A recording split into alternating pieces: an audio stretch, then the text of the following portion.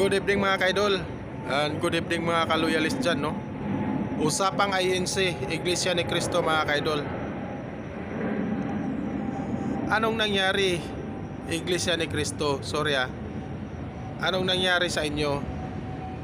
Bakit nakakapasok si Marcolita na ginawa nyo pang speaker si Marcolita na maka-Duterte yan?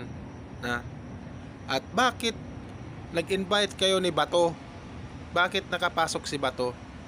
Na hindi naman Iglesia ni Cristo yan si Bato. At bakit nakapasok ang mga ibang tao na hindi naman Iglesia ni Cristo? Bakit INC? Police say the estimated crowd at the Quirino Grandstand for the Iglesia ni Cristo rally reached 1.5 million people as of 10 a.m. on Monday, January 13. In a report, the Philippine National Police says the situation at the Quirino Grandstand remains peaceful. The PNP notes the number of attendees continues to increase. The National Rally for Peace is scheduled to start at 4 p.m. on Monday, according to a host of the event. The Metropolitan Manila Development Authority earlier announced closures in roads surrounding the Quirino Grandstand. To ensure public safety, the PNP says it deployed 5,500 personnel in the area. The INC previously said that it will conduct the rally to show its support to President Bongbong Marcos's opposition to the impeachment of Vice President Sara Duterte. Anong nangyari sa inyo? No? Sorry Iglesia ni Cristo. No?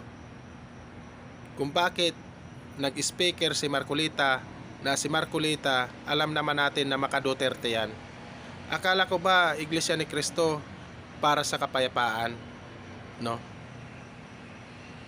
Peace rally, INC, para sa kapayapaan. Akala ko ba nasa gitna lang kayo? No? Akala ko nasa gitna lang kayo, na kayo ay hindi nangingialam sa mga politika, hindi nangingialam kasi nga ano ngayon? Bakit anong nangyari, INC, Iglesia ni Cristo? Bakit pinapaboran nyo pa ang masasamang tao? Mas pinapaboran nyo pa ang mga Duterte na ang laki ng kasalanan nila dito sa ating bansa. Akala ko ba peace rally yan? Laking hiya to sa mga Iglesia ni Cristo mga kaidol, no? Laking hiya to sa mga Iglesia ni Cristo na akala sa mga tao at ang akala sa mga ibang iglesia na para sa kapayapaan lang at para sa katahimikan ng ating bayan at para sa katahimikan ng ating bansa. So anong nangyari? Mas pabor pa nila, mas pinapaboran pa nila ang may kasalanan, no, sa mga Duterte. Iglesia ni Cristo naman, alam naman namin, hindi natin masabi, no, kasi alam natin na may utang sila, may utang yung INC.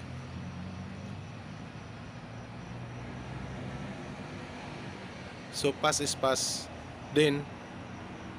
Kaya nga Iglesia ni Cristo kayo, nasa gitna lang kayo, na walang pinapanigan, na walang protektahan sa kabilang side,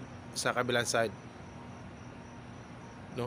Bakit anong nangyari sa inyo, INC? Magpaliwanag kayo. Alam ba lahat sa mga INC? Alam ba lahat sa mga tao, mga Iglesia ni Cristo, na ganito pala ang ginagawa nyo? Ano na lang masasabi sa mga kapatid nyo, sa mga kapatid nyong Iglesia ni Cristo, na ito pala yung ginagawa nyo? May pinapanigan pala kayo. Akala ko ba peace rally to?